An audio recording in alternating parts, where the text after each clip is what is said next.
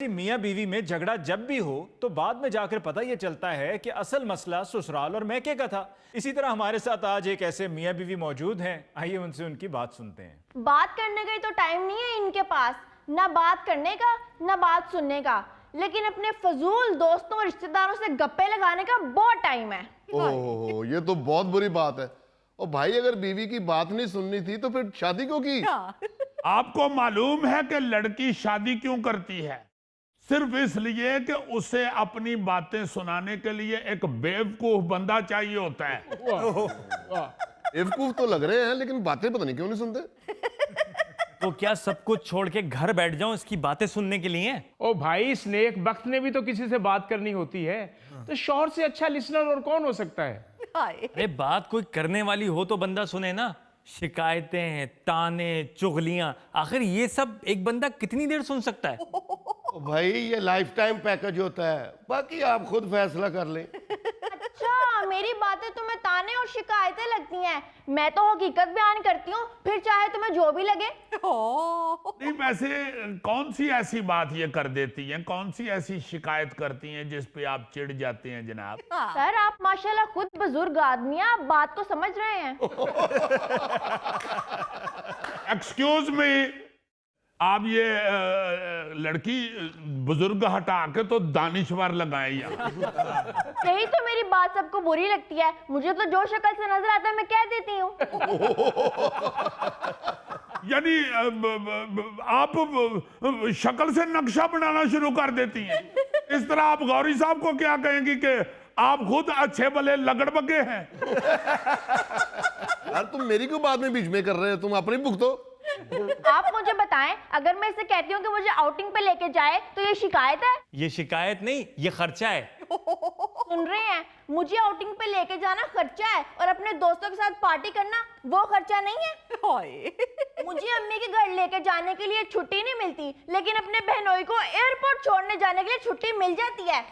आप बताएं जी, मैं गलत कह रही हूँ? देखिए जी, अगर तो आप मुझसे पूछ रहे हैं तो मेरा तो सीधा सीधा ये ईमान है कि बीवी जो भी कह रही हो, बेशक आपको ना भी सुनाई दे तो वो ठीक कह रही होती। किदे कोलों फैसला करा लगे हो? अजीजी ते आप खज्जल खराब खावंदे। यार मेरे कहने का मतलब ये है कि मियाँ का और बीवी का अलग अलग पॉइंट ऑफ व्यू होता है। हाँ जी। बीवी अपने हिसाब से सोचती है। यार सोचने की बात तो दूर, ये तो करती ही अपनी मर्जी है। इसे हर उस बात से एतराज है जो मैं अपनी मर्जी से करता हूँ। अपनी मर्जी? तुम मुझे डिक्टेटर कह रहे हो?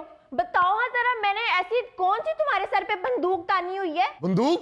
Police police police! ओ भाई, ये जो मुंह फुला के बैठी रहती है ना, किसी बंदूक से कम नहीं है। इंतहाई मुंह फट औरत है, कुछ पता नहीं होता कब इसके मुंह से क्या निकलेगा। भाई यकीन करें, आए गए का भी लिहाज नहीं करती। ओ मर गए था भाई, ये तो इन्हें सीधा डोइयां खान वाली गल कर देती।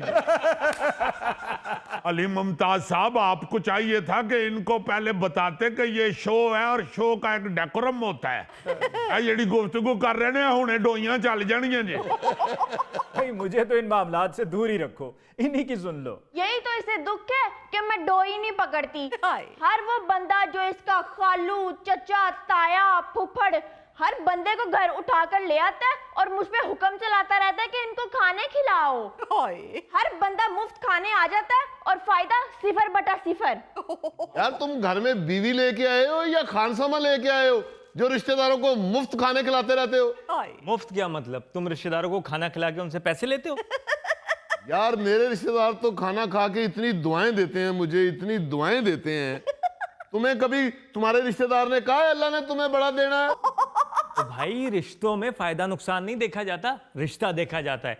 ये तो हर चीज में फायदा ढूंढती रहती है। यही बात है जी, आप फुफड़ को खाना खिला के बंदा ये तो नहीं कह सकता कि आपकी तरफ 1750 हो गए हैं। अजय फुफड़ ने 1750 दे दिए तो फुफड़ घर चला जाएगा तो फूफी बरतांडे आ जाएगी। यार शाहजब, आपने ये जो 1750 रुपए बिल बताया है, मेरा ख्याल आपके घर मटन नहीं चिकन पका है। मुझे तो लगता है सब्जी पकी हुई है, साथ इसने रायते का बिल भी डाला है। ओ भाई, इनको छोड़ो, फायदा इसी में है कि बीवी की बात मान लिया करो। नहीं भाई साहब, ये बीवी टोटल खसारा ही खसारा है। हाय मैं मर गई, मुझे खसारा कह रहे हो?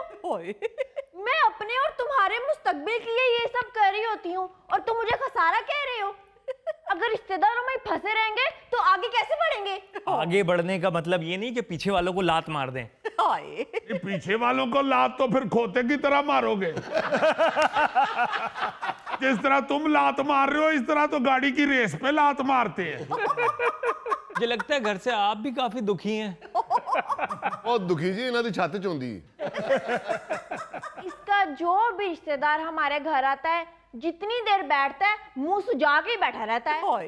और इसे सिर्फ खुशामद करने वाले लोग पसंद है। ऐसे लोग घर आए जो इन्हें देख के बोले, oh my God, your house is so classy. और तुम्हें तो वो लोग पसंद है जो घर आते ही कहे, बीवी कहाँ है, तुम्हारे काबू में नहीं है। ये तो फिर वाकई भाई जी आपके रिश्तेदार ठीक नहीं है जो आगे पुट्ठे सवाल करते हैं, बीवी आपके काबू में नहीं है। सीधा कहना चाहिए आप बीवी के काबू में नहीं है। ये बड़ी तेज चीज है, ये नहीं आता किसी के काबू में। ये देख रहे हैं आप, ये इसकी वजह से मेरे दोस्तों ने मुझसे मिलना छोड़ दिया है। कहते हैं यार तुझसे मिलने आते हैं, तेरी बीवी हमें ऐसे देखती जैसे हम मिलने नहीं बल्कि कर्ज मांगने आए हैं। वही दोस्त ना जो आके कहते हैं कि 5 मिनट बात करनी है और पूरा एक दौरे हुकूमत गुजार के जाते हैं। चलो कोई गल नहीं, एक दौरे हुकूमत 2-2.5 साल का ही हुंदा है।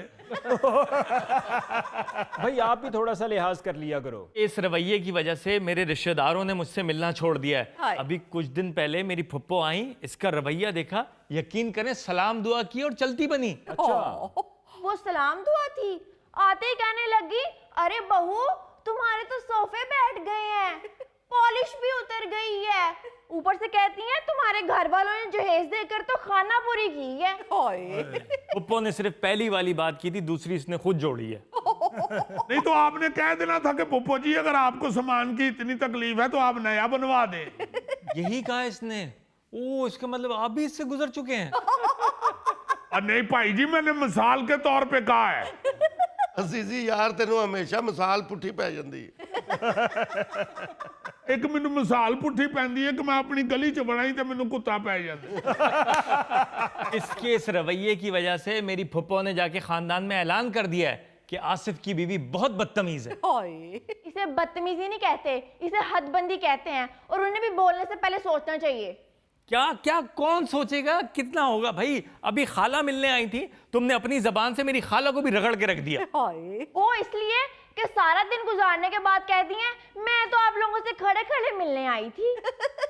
गलत गलत, बिल्कुल गलत बात है। खाला ने सिर्फ ये कहा था कि बहू इतनी खामोश क्यों रहती हो, और तुमने उन्हें शर्मिंदा कर दिया। मैंने उनसे सिर्फ ये कहा था कि मैं खामोश नहीं रहती, बस फजूल गुफ्तगू से परहेज करती हूँ।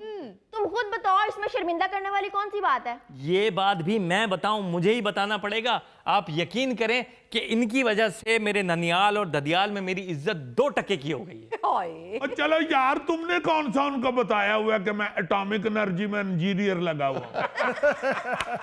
टीवी की वजह से अगर बंदा हल्का फुल्का यलील हो रहा होता है तो वो यलील नहीं हो रहा होता, मैनेज हो रहा होता है।